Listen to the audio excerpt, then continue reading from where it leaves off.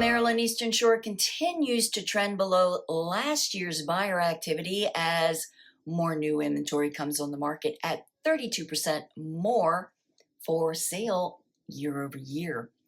It's Friday, August 1st, 2025. I'm Kimberly Barton, broker owner, reporting from the Eastern Shore offices of Kinetic Realty. This is the weekly Maryland Eastern Shore report. Cecil, Dorchester, Queen Anne's, and Wicomico counties have moderate buyer activity. Caroline, Talbot, and Worcester counties are steady. Kent and Somerset counties are slow.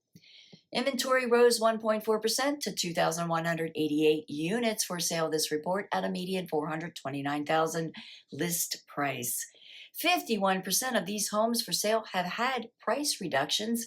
That's 1,069 units out of the 2,188. 134 properties coming soon, a slight rise from last week. Homes going under contract fell again this week to 160 units. 130 homes settled at 96.8% list to sold ratio with days before contract at 26 days and a median $371,200.